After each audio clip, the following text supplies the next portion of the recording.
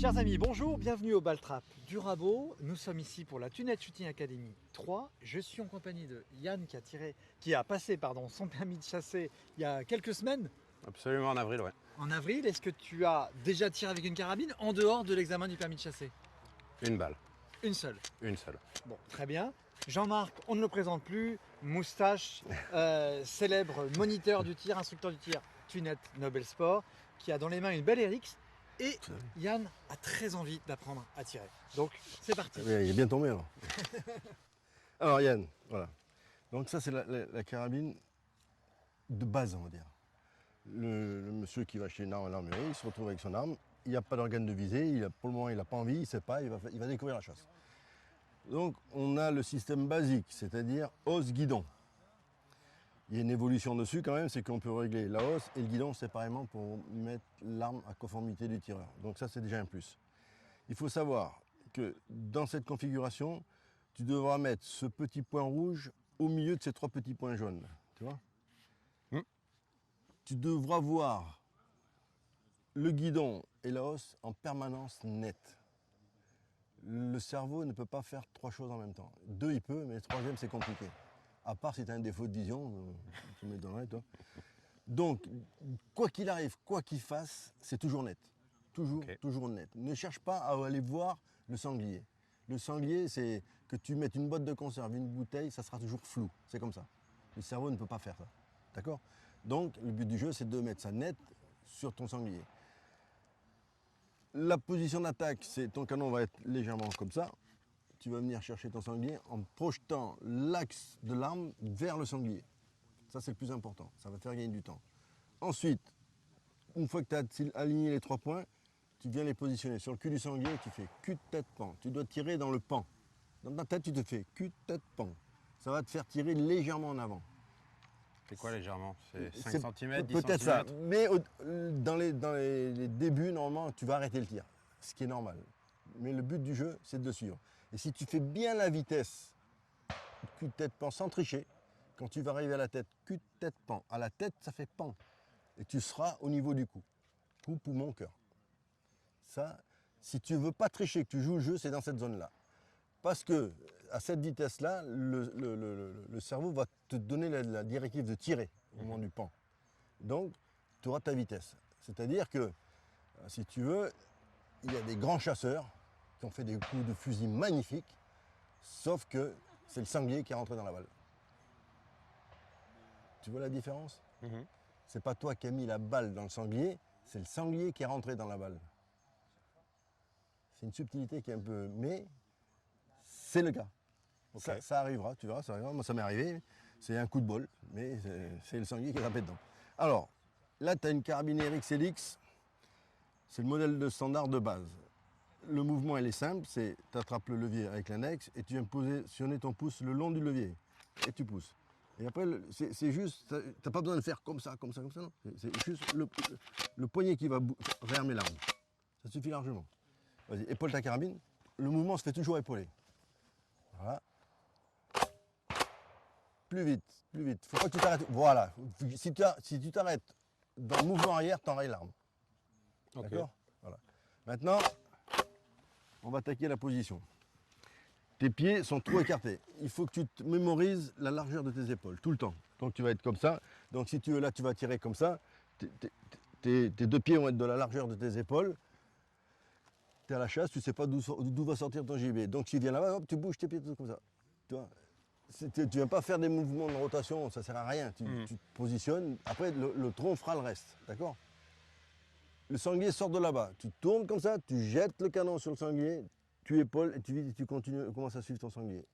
Et tranquillement. D'accord ? Alors, épaule ta carabine. Voilà. Donc, ce qu'il va falloir que tu fasses, comme toi, tu dois avoir un grand port de cou. Attends, laisse-moi baisser le bras pour le moment, que je vois ce que tu fais. Parce que, voilà. Ouais, là, je suis mieux. Maintenant, il faut que comme tu as un port de tête assez haut, l'arme ne va pas du tout aller. Donc, ne te fais pas vendre une carabine comme ça ne sert à rien. T'es mort de chez moi, quoi. Alors vas-y, épaule ta carabine, voilà. Il faut que tu essayes d'avancer le plus possible ta tête. Voilà. Et là maintenant tu commences à viser. Le guidon au milieu. Ok ? Là c'est bon ? Ouais. Le monte pas.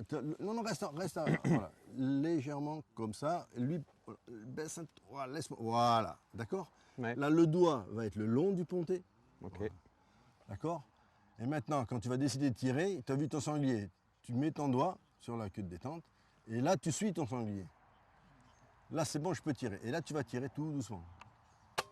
Alors, toi, ça, c'est pas bon. Regarde ta carabine. Reste épaulé quand tu regardes.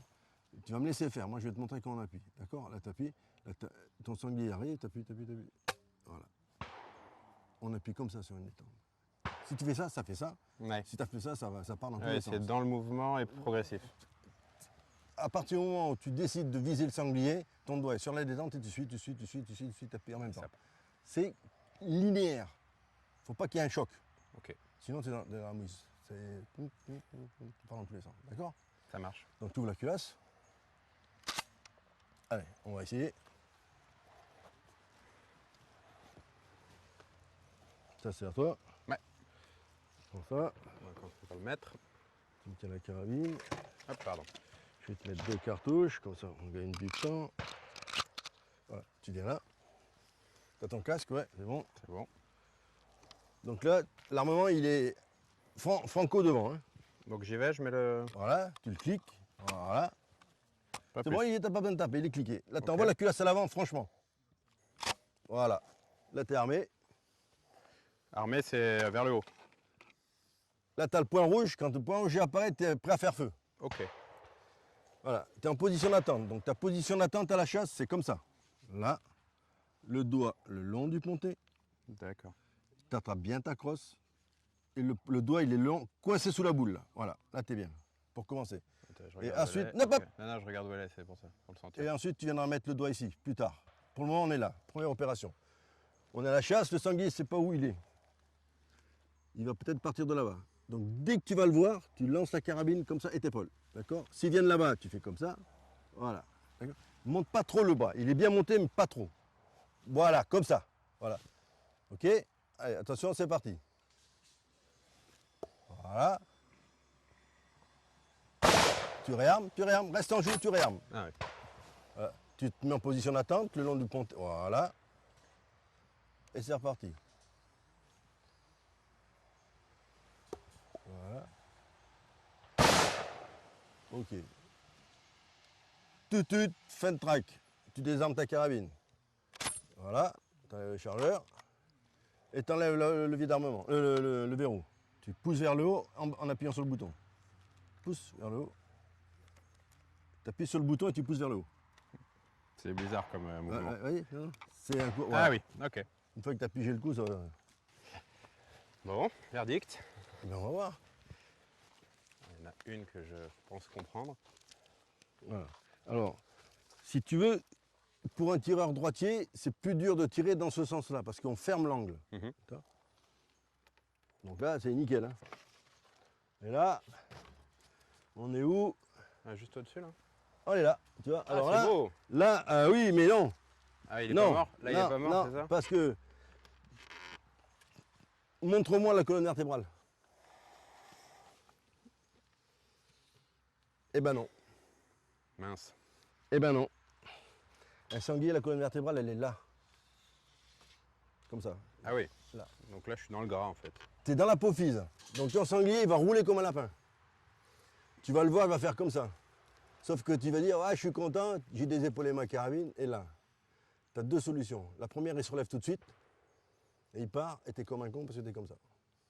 Donc tu suis ton animal jusqu'au dernier moment. Par contre, il peut se passer 3-4 minutes, Il repart. il se relève et il part. Donc il faut que tu assures ton coup de fusil.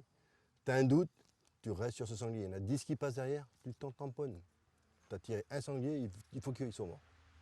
Donc si tu vois qu'il est bien, ok, c'est bon, mais garde-le du coin de l'œil un tout petit peu. D'accord? Ok.